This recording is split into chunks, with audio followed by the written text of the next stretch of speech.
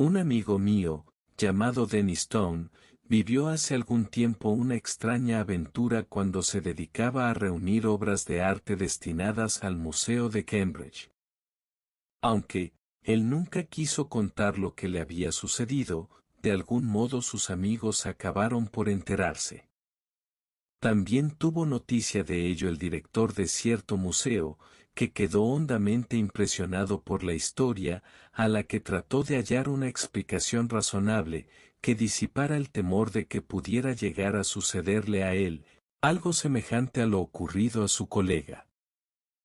Por fortuna, el señor Williams, que así se llamaba el director del museo, no se dedicaba a trabajar con documentos antiguos ni tenía interés alguno en hacerlo. Ya existían otras instituciones que se encargaban de él. Su museo estaba únicamente dedicado a adquirir dibujos y grabados de edificaciones antiguas de Inglaterra, de los cuales contaba ya con una excelente colección. Sin embargo, también esta aparentemente inofensiva ocupación podía encerrar aspectos siniestros y peligrosos, como más adelante el propio señor Williams podría comprobar por sí mismo. El señor Williams, para sus adquisiciones artísticas, solía acudir a un afamado marchante de arte de Londres, el señor John Bretnor, cuyos catálogos de grabados y planos de casas e iglesias de Inglaterra y Gales eran muy ricos y extensos.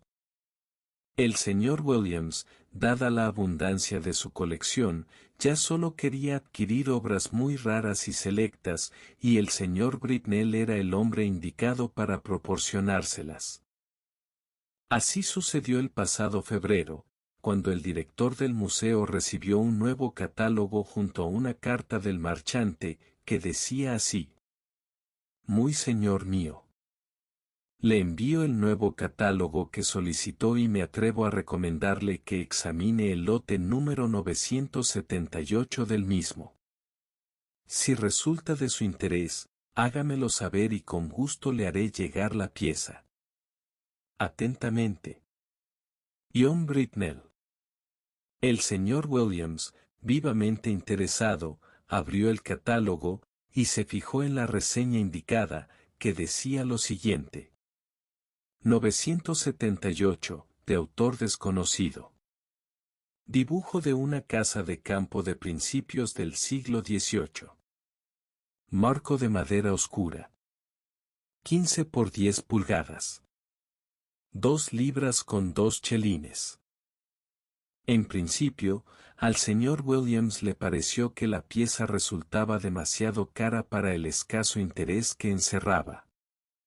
Pero, como el señor Britnell, que conocía bien sus gustos, se la recomendaba especialmente, decidió escribir al marchante para solicitarle recibir dicha obra para poder examinarla en detalle. Después, ocupado en otras tareas, se olvidó del asunto. No fue hasta el sábado siguiente, cuando el paquete llegó al museo, a una hora en la que el señor Williams había concluido ya su jornada de trabajo. Por esta razón, el conserje le hizo llegar el paquete a sus dependencias en la residencia de la universidad, y allí encontró Williams el encargo, cuando subió con un amigo a tomar el té. Seguidamente, trataré de describir el grabado con tanta exactitud y detalle como me sea posible. De tamaño considerable y enmarcado en negro, se trataba de un cuadro corriente, como pueden verse tantos adornando las paredes de viejas mansiones u hoteles antiguos. El dibujo reproducía una casa de campo del siglo XVIII, no excesivamente grande, en cuya fachada aparecían diversas ventanas con moldura y un balcón decorado con unas ánforas de piedra. En la parte central se veía un pórtico. La casa estaba flanqueada de árboles, y ante ella se extendía un terreno cubierto de hierba.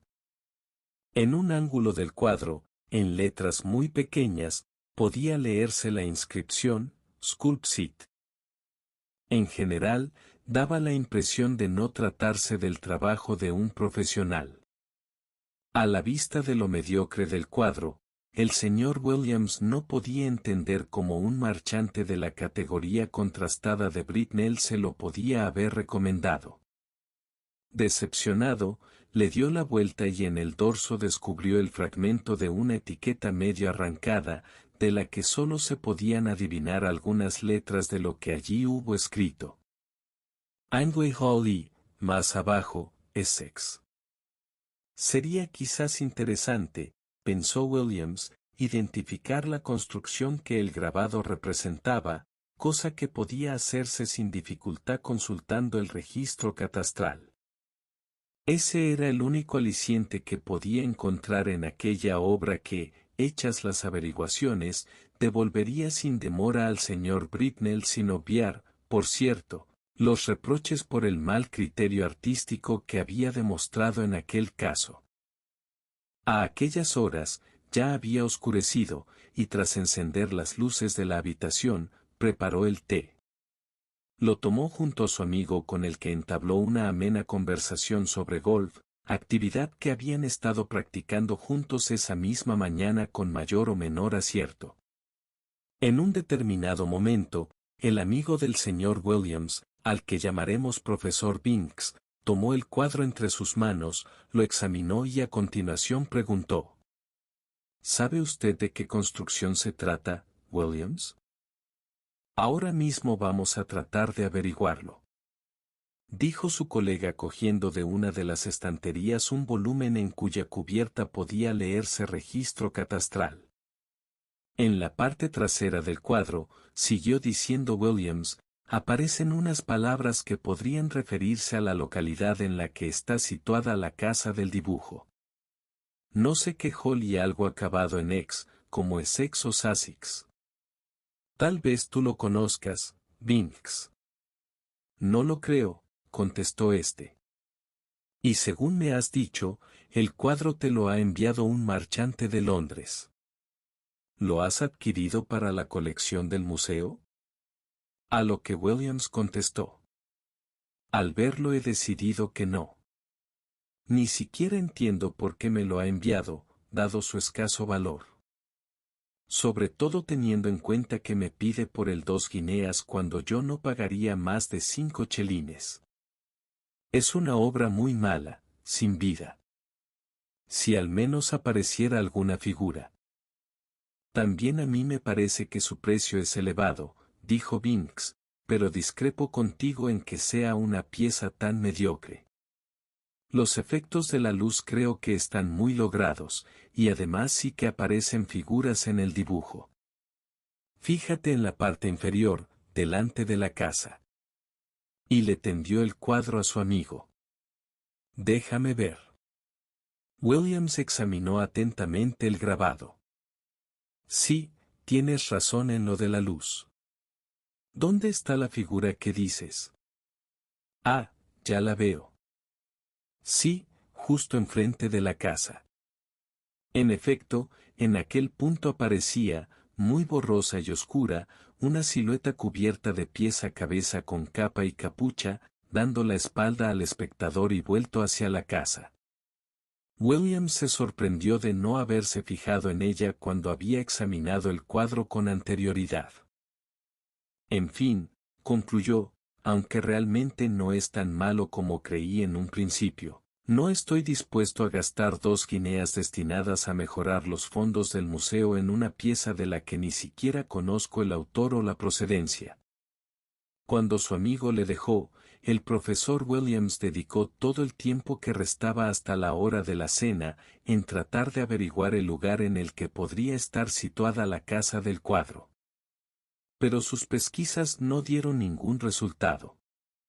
El inconveniente, pensaba, es que resulta imposible saber a qué localidad se refieren esas letras, Gley. Puede tratarse de Langley o de Gestingley. O cualquiera de los otros muchos topónimos con esa terminación. Además el registro no tiene un índice que me facilite la búsqueda.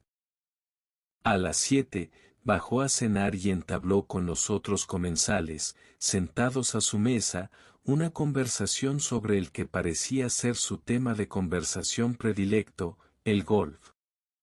Conversación que prosiguió durante más de una hora en la sala de estar, antes de que se retiraran a sus dependencias. Algunos colegas acompañaron al profesor Williams a su habitación, donde estuvieron fumando y jugando al whist. En un descanso entre partida y partida, Williams quiso consultarle a un entendido en arte su opinión sobre el cuadro. Mientras le explicaba cómo lo había conseguido y otros particulares al respecto, lo cogió de la mesa donde lo había dejado y, sin mirarlo, se lo entregó a su amigo. Este, no pareció en principio muy interesado, pero tras examinarlo atentamente dijo: «Sí, realmente es una buena obra. Con todas las características propias del romanticismo pictórico.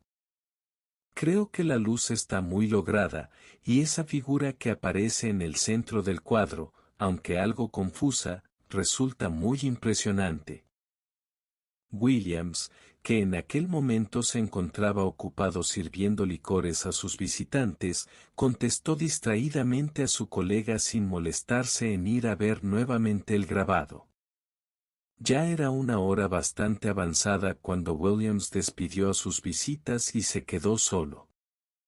Aún se entretuvo en escribir unas cartas urgentes y concluir una tarea que había dejado pendiente. Era más de medianoche cuando, finalmente, decidió apagar la luz y acostarse. Pero antes de retirarse a su cuarto, se acercó a la mesa donde descansaba el cuadro para echarle un último vistazo. De inmediato, algo llamó su atención. Algo tan sorprendente, que poco faltó para que la vela que transportaba no se le cayera de la mano y le dejara totalmente a oscuras.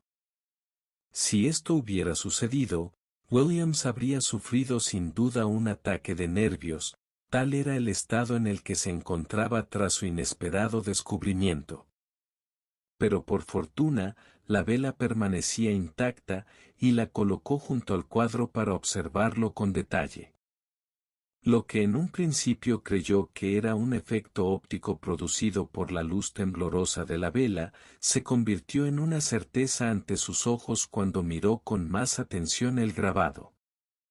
Enfrente de la casa, sobre el terreno cubierto de césped que se extendía ante ella, donde no había absolutamente nada cuando examinó el dibujo aquella misma tarde, aparecía ahora, claramente, un siniestro personaje, completamente cubierto por unos extraños ropajes negros y una cruz blanca dibujada en la espalda, que avanzaba arrastrándose hacia la casa. Ignoro cómo habría reaccionado yo en una situación semejante. Lo que hizo el profesor Williams fue lo siguiente. Cogió con cautela el cuadro, como si de un objeto peligroso se tratara, y lo llevó a unas dependencias que estaban al otro lado del pasillo. Una vez allí, abrió el cajón de una cómoda, metió el cuadro en él, y lo cerró con llave. Después, volvió a su habitación no sin antes cerciorarse de que todas las puertas habían quedado bien clausuradas. Antes de acostarse, aún hizo una cosa más. Redactó un informe exponiendo el extraño suceso, y lo rubricó con la fecha del día y su firma.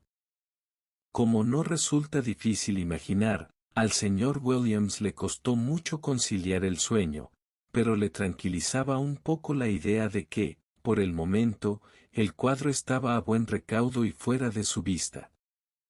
Analizando todo lo sucedido desde que el grabado llegó a sus manos, recordó que la tarde anterior el entendido en arte al que consultó, había hecho un comentario sobre la extraña figura que aparecía en él mismo, lo que indicaba que ya entonces ésta debía haber sufrido la transformación y ser tan visible como lo era ahora.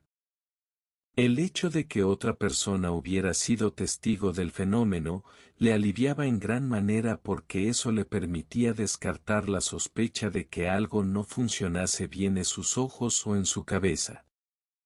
Ahora lo importante era resolver dos cuestiones que le ayudasen a desentrañar el misterio. Volver a examinar detalladamente el cuadro en presencia de un testigo y averiguar de qué construcción se trataba la reproducida en el grabado. A la mañana siguiente, sin más tardar, pediría ayuda a su colega Nisbet para que le ayudara a llevar a cabo estas tareas. Eran las 9:30 de la mañana, cuando ambos hombres se sentaron a la mesa del desayuno. El profesor Williams se limitó a comentarle a su amigo que había recibido un cuadro y que quería conocer su opinión sobre el mismo, pero sin entrar por el momento en más detalles. Tuvo que contener su impaciencia por salir de inmediato en busca del cuadro, y soportar pacientemente la conversación, en apariencia inagotable de Nisbet, acerca de sus temas favoritos de conversación, el golf y el tenis principalmente, a los que Williams apenas prestaba atención, distraído como estaba su pensamiento en el misterioso asunto del cuadro. Por fin, pudo Williams levantarse de la mesa, y con una excitación y nerviosismo crecientes, llegarse a las dependencias al otro lado del pasillo y sacar el cuadro del cajón en el que descansaba boca abajo desde la noche anterior. Sin darle la vuelta, para evitar ver el dibujo, volvió a su habitación y lo depositó en manos de su colega.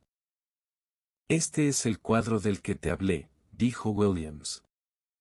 «Obsérvalo atentamente y después describe con todo detalle lo que ves en él.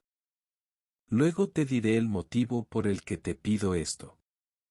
«Bueno», respondió Nisbet después de examinar por unos momentos el grabado. «Lo que veo es una casa de campo, probablemente ubicada en la campiña inglesa. Se trata de una escena nocturna, ya que aparece la luna en cuarto creciente».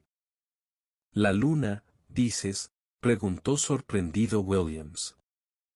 «Sí, se la distingue claramente, asomando entre las nubes que cubren el cielo», respondió Nisbet. «De acuerdo. Continúa». «Pero yo juraría que no había ninguna luna cuando lo examiné ayer por primera vez», se dijo extrañado Williams. «No hay mucho más que decir», prosiguió Nisbet. «En la fachada de la casa aparecen 3 hileras de ventanas, con 5 ventanas cada una, y en la parte inferior está la entrada con un pórtico». «Pero», le interrumpió impaciente Williams, «¿aparece alguna figura?». «No, no aparece ninguna», aseguró Nisbet.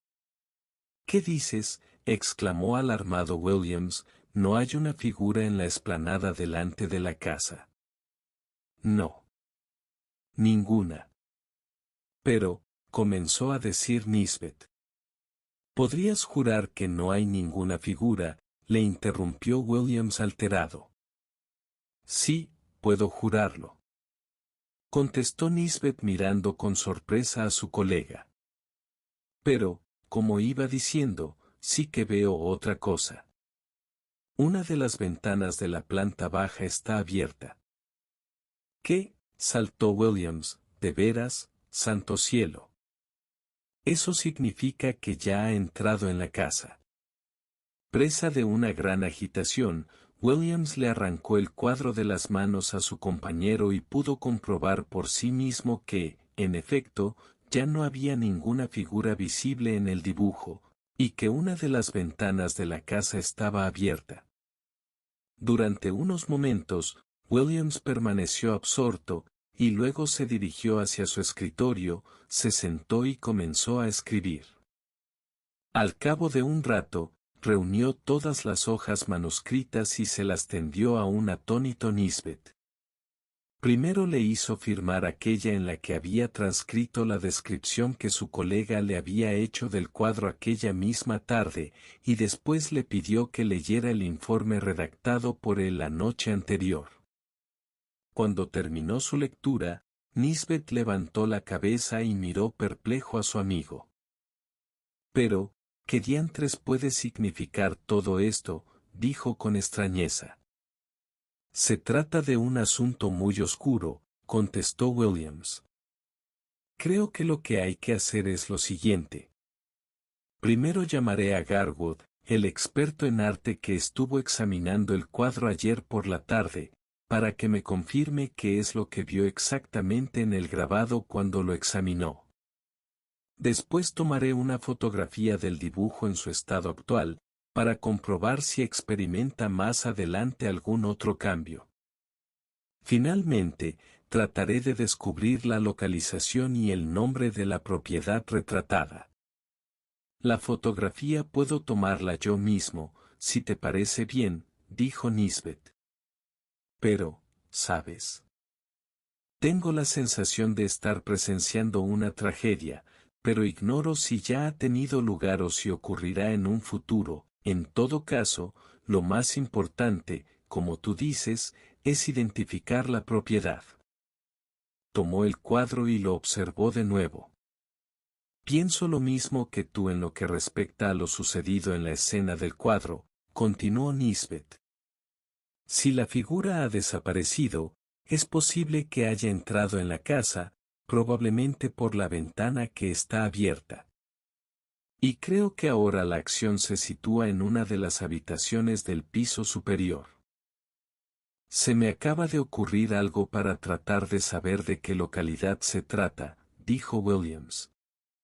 Le mostraré el cuadro al profesor Green, el decano, que conoce muy bien los condados de Sussex y Essex, ya que el college tiene allí propiedades, y él las ha visitado innumerables veces. Ahora que lo recuerdo, repuso Nisbet. Creo haberle oído decir a Green que iba a ausentarse de la universidad este fin de semana. Ayer ya no le vi a la hora de la cena. Tienes razón, yo también oí algo respecto a un viaje a Brighton. En fin. Mientras tú consigues la cámara para fotografiar el cuadro, yo voy a ver a Garwood para que me dé por escrito su declaración de lo que vio en el cuadro cuando ayer lo examinó. Ya se disponía a marcharse, pero se detuvo un momento para comentar. Sobre todo no le quites la vista de encima al cuadro. ¿Sabes una cosa? Creo que estaba equivocado al juzgar su precio de 2 guineas como excesivo. Al cabo de un rato, Williams regresó a sus dependencias acompañado por Garwood. Este recordaba que, cuando examinó el grabado, vio una figura en el borde, no en el centro de la escena, que vestía de oscuro y que en su espalda se distinguía una mancha blanca, aunque no podría asegurar que se tratara de una cruz. Pusieron por escrito su testimonio y lo firmaron. Después Nisbet tomó la fotografía del cuadro. Y ahora, le dijo a Williams, no pensarás quedarte todo el tiempo con la vista fija en el dibujo, para tratar de sorprender algún otro cambio, ¿verdad? No, respondió Williams, creo que sería inútil. Me parece que no va a suceder nada más. Pensemos en todas las horas que ha pasado guardado en un cajón desde que lo contemplé la noche pasada, y desde entonces no se han producido apenas cambios. Sí, como pensamos, ese siniestro personaje ha entrado en la casa, probablemente sigue en ella haciendo lo que tenga que hacer, y no creo que por el momento vaya a salir. Será mejor que esperemos hasta esta noche para comprobar si ha cambiado algo. El cuadro se quedará aquí sobre la mesa y cerraremos la puerta con llave al salir. Podemos irnos tranquilos, solo mi criado tiene acceso a mis habitaciones y es de toda confianza. A la hora del té, regresaron a las dependencias de Williams. Al llegar vieron, consternados, que la puerta estaba abierta, y al entrar descubrieron al criado sentado delante del cuadro, con una expresión de evidente horror en el rostro. Su actitud era algo sorprendente porque Filche, que así se llamaba el criado, era todo un ejemplo de discreción y decoro, que jamás se tomaba confianzas ni se hubiera permitido fisgonear en las cosas de su señor. Por eso resultaba tan extraña su conducta. Filche, al darse cuenta de la presencia del profesor Williams y sus colegas en la habitación, se sobresaltó y se levantó precipitadamente de la butaca en la que se había sentado. Le pido que me disculpe por haberme sentado aquí sin su permiso, señor, dijo con voz insegura. En absoluto, Pilcher, contestó Williams afablemente, no tiene usted que disculparse. Al contrario, me interesa mucho saber qué opina de ese cuadro que estaba contemplando. Bueno, señor, contestó Pilcher. Mi opinión no es la de un experto, desde luego. Pero, si me permite que se lo diga, yo no colgaría ese cuadro a la vista de mi hijita de 8 años. ¿Y por qué dice usted eso, Pilcher? Porque sin duda la asustaría. Recuerdo una vez en que mi niña cogió una Biblia ilustrada con unos dibujos que la impresionaron mucho, y que le impidieron dormir durante las noches siguientes sin que su madre o yo la velásemos. Y le aseguro que esas ilustraciones no eran tan terroríficas como la escena que se ve en ese cuadro, con ese espectro o lo que quiera que sea llevándose al niño. No, señor, continuó Pilcher. Con todo respeto, yo creo que ese cuadro no debería dejarse a la vista de cualquiera. Si no me necesita para nada más, señor, me retiro con su permiso. Pilcher abandonó la habitación, y sin perder un segundo, los 3 hombres se abalanzaron sobre el cuadro.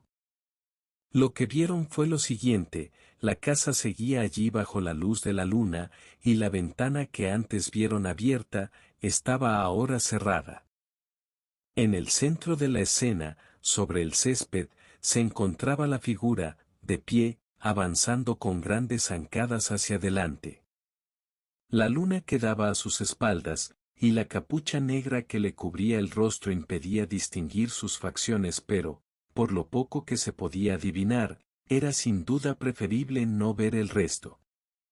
Con la cabeza baja, sus brazos se cerraban en torno a lo que podía ser el cuerpo, vivo o muerto, de un niño que cargaba a sus espaldas. Del resto solo se apreciaban las piernas de la figura de una delgadez esquelética. Durante varias horas los 3 hombres no perdieron de vista el grabado, turnándose para vigilar cualquier cambio en él mismo. Pero no se produjo modificación alguna. Finalmente, cansados, decidieron abandonar su vigilancia para ir a cenar y regresar después a la espera de novedades. Cuando volvieron y examinaron el cuadro, descubrieron que la figura ya no estaba, y que la casa aparecía solitaria y tranquila bajo la luz de la luna. El resto de la noche lo pasaron los 3 hombres en vela, consultando el registro catastral y otras guías de ciertos condados de Inglaterra. Williams fue quien, merecidamente, se llevó la recompensa de hallar por fin lo que buscaban. Fue en la guía de Sussex donde encontró la siguiente descripción. A Ningley, 1650 millas. Iglesia de origen normando reformada en el siglo XVIII con elementos del clasicismo. En ella se encuentran las tumbas de la familia Frances, cuya mansión Annesley Hall, edificio construido durante el periodo de la reina Ana, se encuentra junto al cementerio y abarca una extensión de terreno de 80 acres. En la actualidad, no existen descendientes de la familia ya que su último representante desapareció en extrañas circunstancias cuando era un niño de corta edad, en el año 1802. Su padre era Arthur Frances, un grabador de reconocido talento, que, tras la misteriosa desaparición de su hijo, se encerró en su mansión llevando desde entonces una vida completamente aislada. Allí fue encontrado sin vida, en su estudio, junto a su último trabajo como grabador, un dibujo de la casa recién terminado. De este trabajo se conservan muy pocas copias impresas. Esta era sin duda la descripción de la casa del cuadro que, por fin, podían dar por identificada. Se trataba de Annesley Hall, en el condado de Sussex. Así lo confirmó el decano señor Green, cuando a la mañana siguiente le consultaron al respecto. Cuando éste hubo examinado el cuadro, y conocido toda la historia, Williams le consultó sobre el extraño y siniestro personaje del cuadro. ¿Qué opinión tiene usted?, le preguntó al decano. ¿De quién puede tratarse? No podría decírselo a ciencia cierta. Pero cuando estuve en esa comarca, hace ya varios años, se contaba la siguiente historia. Al parecer, Arthur Francis había declarado la guerra a los cazadores furtivos que llevaban a cabo sus acciones ilícitas en los bosques de su propiedad. Haciendo uso de su poder, consiguió expulsar del territorio a todos ellos excepto a uno, el cual era el último descendiente y heredero de una antigua familia de señores feudales. Por lo visto, Francis era incapaz de capturarlo, ya que el tal Gowdy, que así se llamaba el furtivo, se preocupaba muy mucho de no salirse de la ley. Hasta que una noche, los guardas de Francis lo encontraron merodeando uno de los bosques de la propiedad. Gowdy, sintiéndose acorralado, mató con su escopeta a uno de los guardas para escapar. Así fue como finalmente Francis pudo atraparlo. Se celebró un juicio, aunque ya puede imaginarse cómo funcionaban entonces estas cosas, y como era inevitable, Gowdy fue condenado a la horca. Yo mismo he visto el lugar donde fue enterrado, en el lado norte de la iglesia donde enterraban a todos los ajusticiados. Corre el rumor de que poco tiempo después, un amigo de Gowdy, ya que éste no tenía familia, decidió tomar venganza contra Arthur Francis y hacerlo del modo que más dolería a éste. Apoderándose del único hijo y heredero de la familia Francis, y haciéndolo desaparecer para siempre, acabando así con la estirpe. Es algo difícil de concebir, pero yo tiendo a imaginar que fue el mismo Gowdy quien volvió de la tumba para vengarse. ¡Uf! Me pasan escalofríos solo de pensarlo. Sírvame una copa Williams, hágame el favor. La necesito. Todos estos hechos fueron narrados por Williams a D. Newston, y éste a su vez se los contó a un grupo de profesores entre los que me encontraba yo mismo. La mayoría no dio mucho crédito a la historia. El cuadro se encuentra actualmente en el Museo Asleyan, tras ser sometido a distintas pruebas para tratar de detectar algo inusual en la composición de las tintas empleadas en el dibujo, que pudiera explicar el extraño fenómeno. Pero sin resultado alguno. Al parecer, el señor Britnell, el marchante que le hizo llegar el cuadro a Williams, era desconocedor del asunto. Lo único que admitió fue que, por algún motivo, el cuadro le pareció extraño y por eso creyó que podía interesarle al director del museo. Por último, solo puedo decir que aunque la vigilancia sobre el cuadro se mantiene activa, no ha vuelto a detectarse en él ningún cambio, y todo permanece aparentemente inmutable y tranquilo en la casa iluminada por la luz de la luna.